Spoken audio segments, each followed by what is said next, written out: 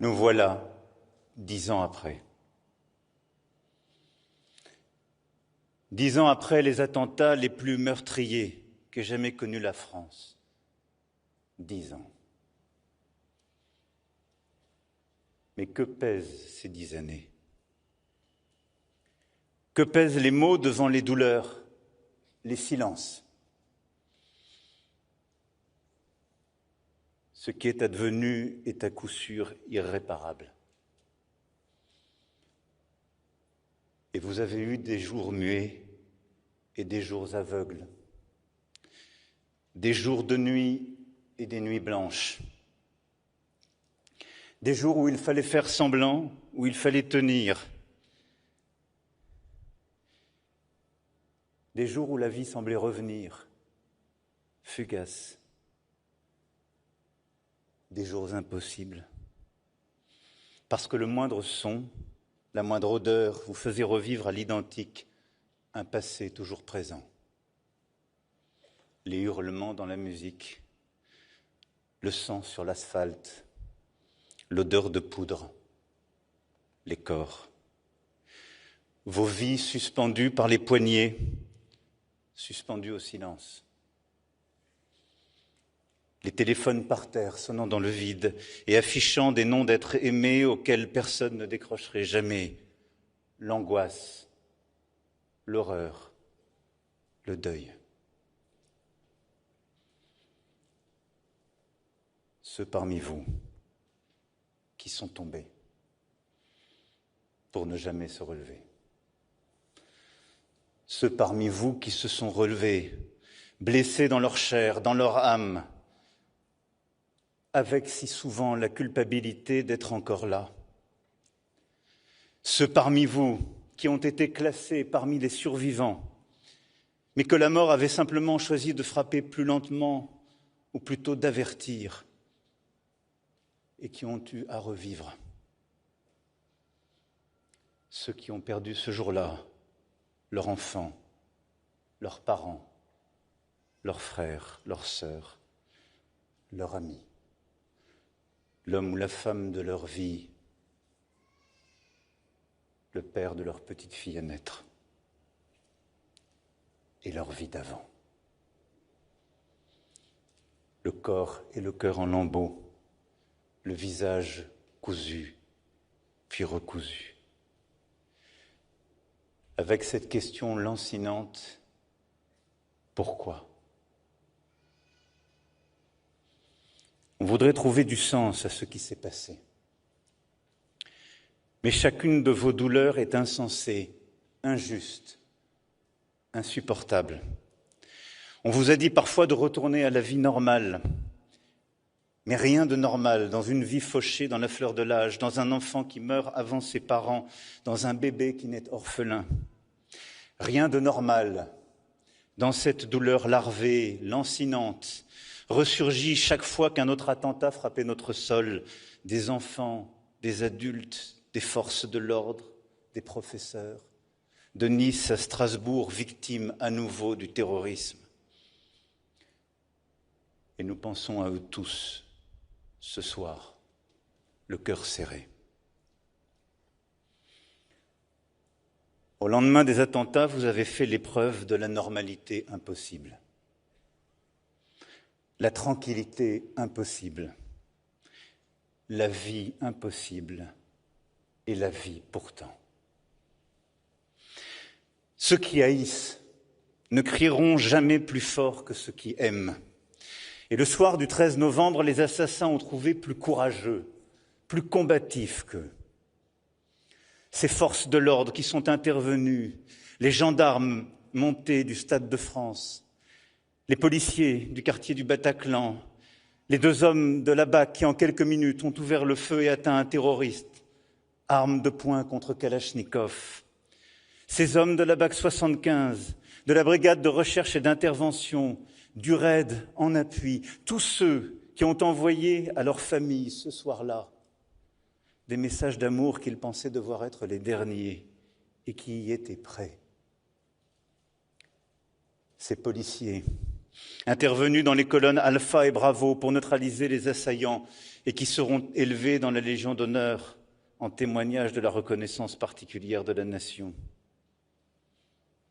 Ces policiers municipaux arrivaient avant les autres sur les terrasses, prenant tous les risques. Ces stadiers qui à Saint-Denis étaient là aux avant-postes et ont tenu.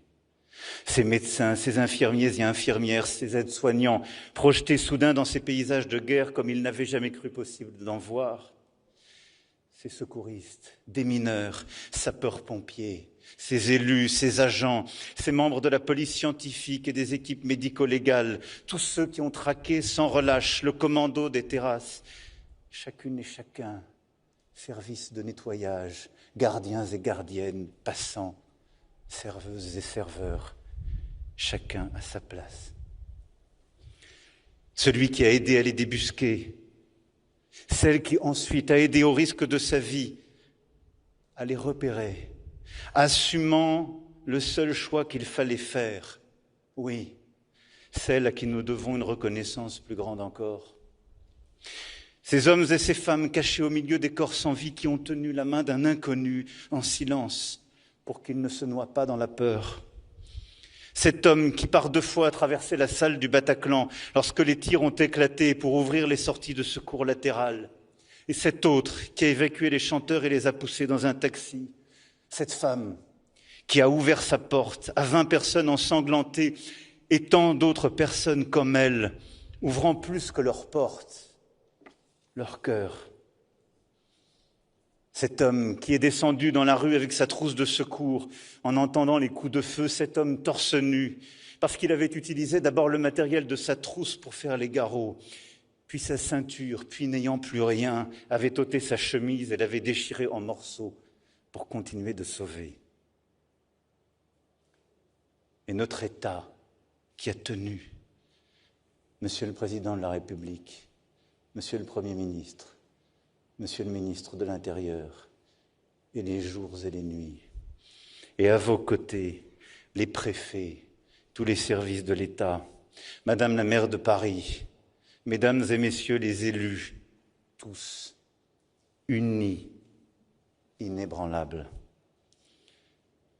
Puis nos services judiciaires, magistrats, avocats, greffiers, tous et toutes qui ont tenu pendant toutes ces années, puis pendant tant de mois, la plus grande audience criminelle de notre histoire, ce procès aux centaines d'avocats, aux milliers de parties civiles,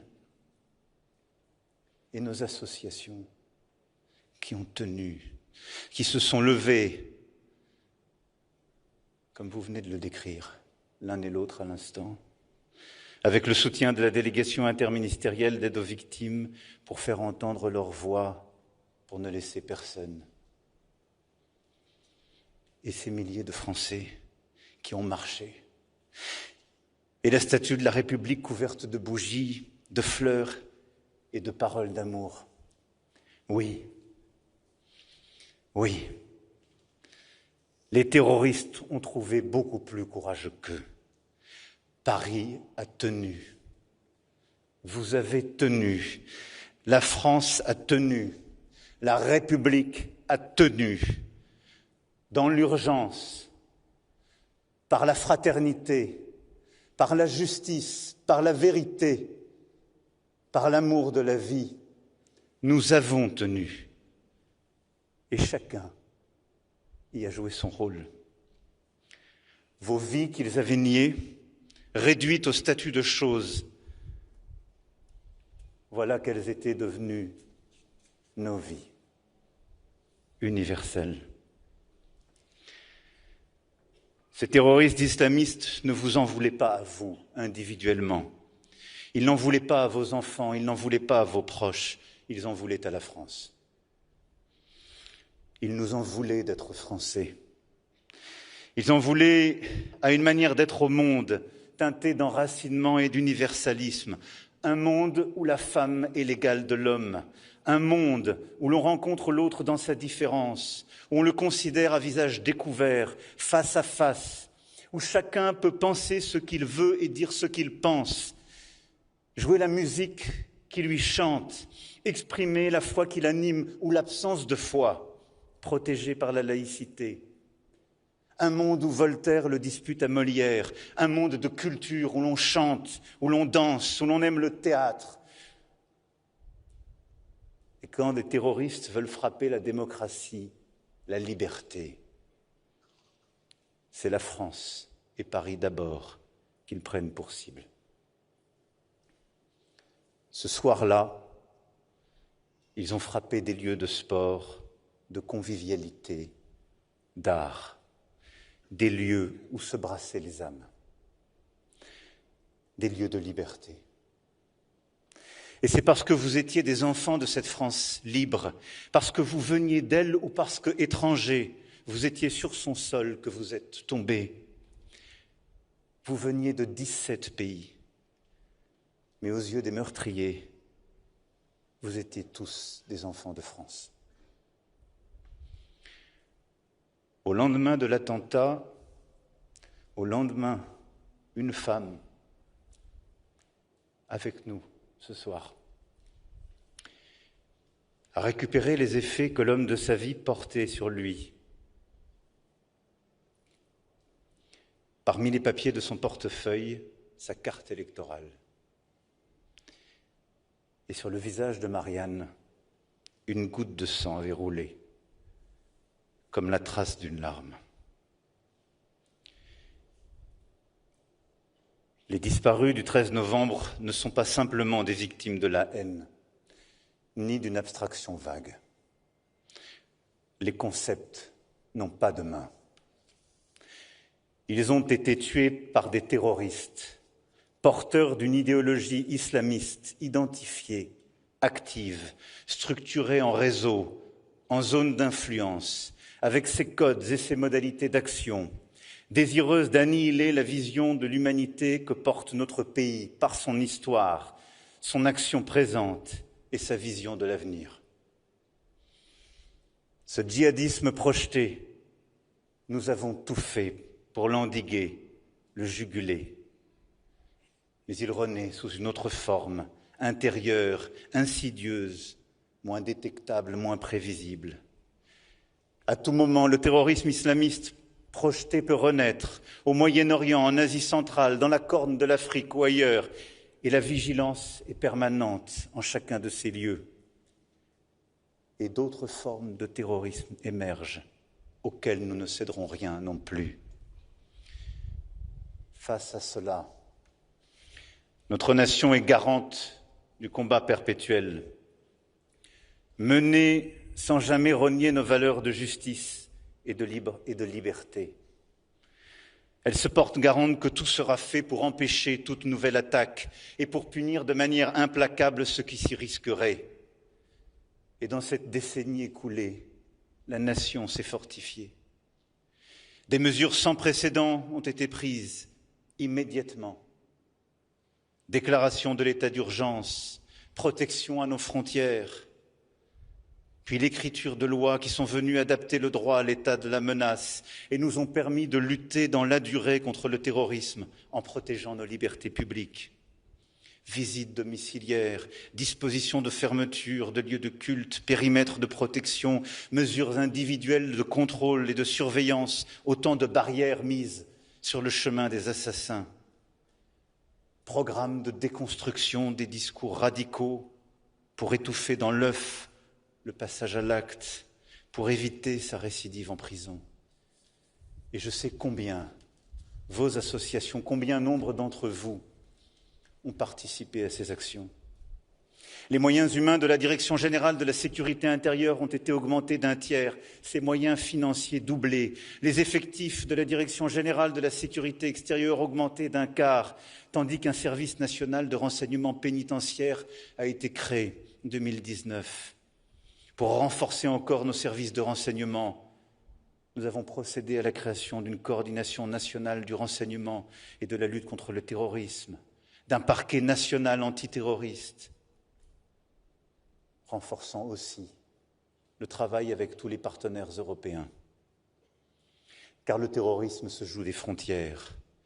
Aussi avons-nous porté le règlement européen de retrait des contenus terroristes en ligne, désormais adopté, et travaillé à sevrer le terrorisme de ses financements. Et nous traquons et continuerons de traquer sans relâche les terroristes à l'étranger, au Moyen-Orient comme au Sahel, aussi bien que sur notre sol, endiguant les flux de retour de Syrie ou d'ailleurs, prévenant les dérives. 85 attentats ont ainsi été déjoués en 10 ans, dont 6 cette année. Face à l'assaut, nous avons consolidé les valeurs d'une nation que nous construisons depuis des siècles et que nous n'aurons jamais fini de défendre.